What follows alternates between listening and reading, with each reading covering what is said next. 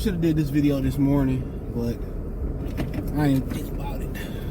But let's talk about it, man. It'll go up Friday. I push something to Saturday or Sunday or whatever.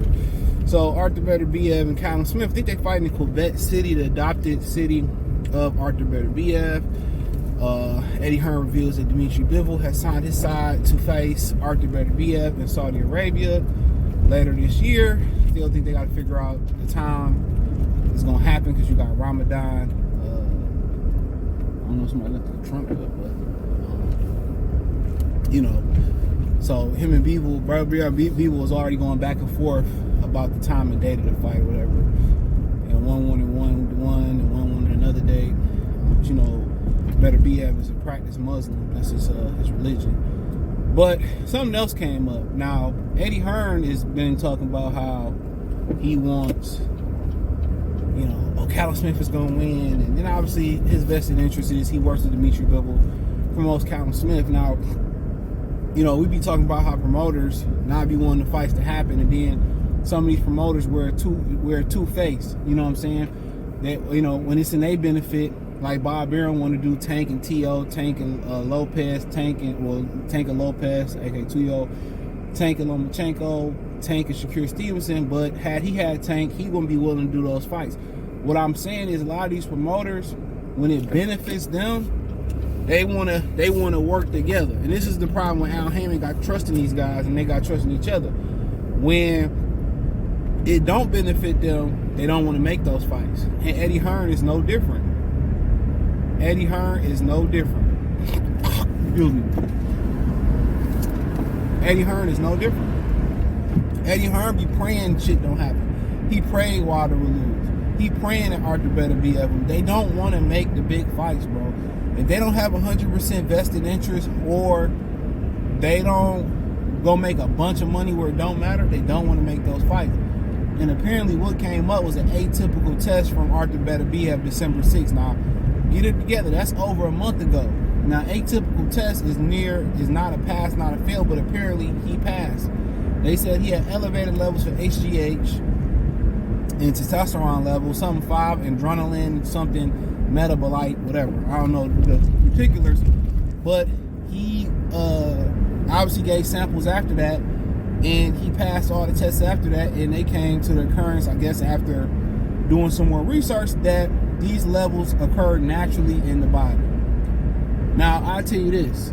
I was listening to Victor Conte. He did an interview with the Boxing Voice a couple months ago, which they poorly... And some of these YouTube channels, man, it's not no shot at them. And I tell this to Town all the time, bro. All the time. You gotta watch how you label your videos. You know, you have to watch how... And that's how I know a lot of these dudes, you know, I'm not accusing nobody in particular, paid for YouTube subscribers back in the day. Because one, they ain't that good. And two, they don't do, you know, basic things good. You label the video. I remember the country bumpkin, we don't use no father's name in the title, you fucking idiot. If you gotta go back and reference a video and need to find it, that's one of the reasons you title the video for the search bar. So you can find the video. If you have to go back and find an interview, a video, or if one of your subscribers or whoever wants to go find a particular video or interview, whatever, or post. That is why you title your video for viewerships, for reference points, for search points. That's why you title your video the right way. That's why I be telling people, they be titling it dumb shit. Like, how you gonna go back and find that shit? You make 1,000 videos. Use keywords so you can find it. If you're talking about Callum Smith, Callum Johnson, Liam Smith, you put that in there so you know what, hey man, I did a video about Liam Smith. Let me see if I can find it, or interview, I can find it, or let's see if he can find it. Like he labeled the, I don't know if he changed it. The interview was something fucking dumb labeled. He labeled it something stupid. And it was a very good interview.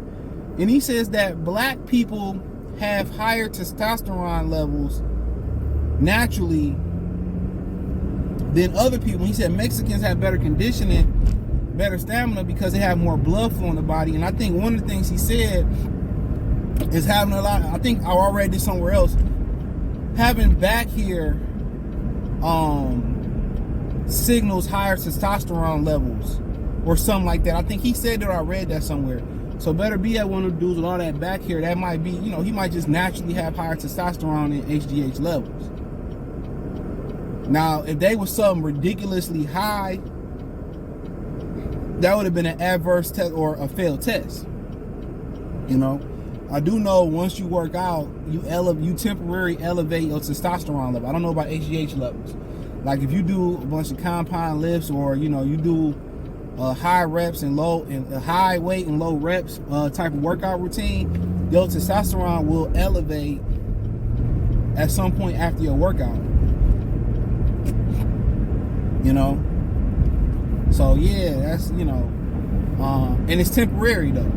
So in my opinion, a lot of my times I feel like when I work at the end of the day, when I work out through the week, I feel like my levels drop, and maybe the next day I feel stronger or I feel regular. But that's, you know, you done worked all day 9 to 5, then you go work out, you know, so you know niggas already spent anyway. But so then Callum Smith ended up bringing it up, like, you know, basically as an excuse. Now you got everybody in the UK, like Natasha Jones' fine ass, and all them saying, oh, he's gonna knock out Beterbiev, and it may be so. He's 40 years old. You never know. But they live on hope. You know, they live on hope. You know, and we gonna see, because all they want to do is take away from Beterbiev for whatever reason. And a dude named Lonnie B, I think I've seen him do some interviews before. He right, Marco Beterbiev should be one of the top pound for pound fighters in the sport. But you just tend to see, you know, with him and Devin Haney, I don't know if because they practice Muslim or Islam or whatever it is, excuse my ignorance, that they don't get the credit that they deserve. You know, I don't know if that's the reason why they don't get the credit that they deserve. You know, I don't know why, but he's stopping everybody, bigger guys, and it don't matter. He beat Bivol, people still putting Canelo in front of Bivol on a pound for pound less. How can you put me in front of you and I beat your ass? So they already coming in with built-in excuses. For Callum Smith, but it don't matter. We don't even count this nigga, man. He about to get bodied. It's only a handful of Beterbiev fans out there. And obviously it ain't a white or black thing. It's more, I done seen more black fans of Beterbiev than any other type of fans. I don't know too many Russian people. I done seen more black fans. You know, they talk about how Guzvik was gonna beat him. He retired that nigga, man. Ain't nobody, including Bud or Nuyue, is beating in guys in the fashion and bigger guys in the fashion that Artur Beterbiev. Nobody. The only thing about Beterbiev is that he Muslim, Islamic, I don't know, same thing, I don't know. But they gonna try to discredit him whenever it is, and he got an adverse test. That's up to Eddie Hearn to bring up if you want to bring it up. But here comes the built-in excuse. Watch it, he gonna use that shit as an excuse when he gets stopped. You know, Canelo failed the drug test. No, nobody ever bring it up in none of his previous performances before that, his current performances, or his performances that's gonna be after that. Nobody.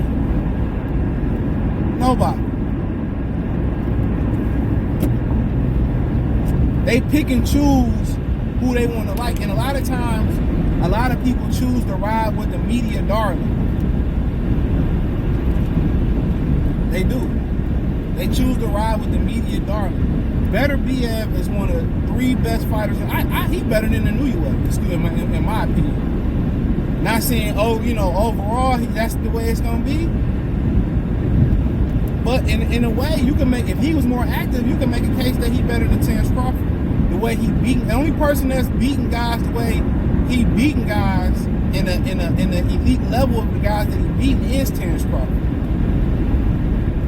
You know what I'm saying? Crawford is just so dominant that it's hard to put anything past him. You know, he's exciting and dominant. You know what I'm saying? But Nuyue is exciting and dominant. Yeah, he had a little chink in the armor with Donaire, so be it. That dude outweighed him by 20 pounds in the first fight. And probably try to do it again in the second fight. But the way Beterbiev is beating people and Nuyue and Crawford is beating people, those are the 3 best fighters in the world. However you want to rank them, I rank them Terrence, Beterbiev, and Nuyue tied for second. I can't pick. If I had to pick one, I pick Beterbiev because he beating guys I know, I've heard of, and I know of. And I know some of the guys that Nuyue is fighting. I mean, Lonnie B brought up a great point. He said he beat Tavares Cloud with 5 fights. Kovalev didn't want none of that. Don't blame him. Some people say Andre Ward didn't want that. Andre Ward, a really good interview on All the Smoke podcast with Steven Jackson and Matt Barnes. I'm almost halfway through it. I'm gonna watch it. I haven't seen this documentary. I gotta watch it. I say this: Showtime did some good boxing documentaries because that Hector Camacho documentary was one of the best boxing documentaries I've seen in a long time. You know what I'm saying? I've seen it in a long time. That and that Rick James documentary Showtime did, man. Those were better than any All Access they ever did in their life. So I know the Andre Ward's story gonna be fire. I just didn't get a chance to see him. You know, but you know, and they already tried to discredit him, and they discredit. I mean, Marvin Hagler is one of the fighters that, you know, took him forever for 50 fights to get his first title, to get his credit. You know, it's a lot of guys that just never really got the credit. It took Bernard Hopkins into the really the twilight of his career to get celebrated and get his credit. So some people don't get credit till later on. You know, but Beterbiev is a once in a generational type of talent. He is. He's a once in a generational type of talent. So, but that's just my opinion on it.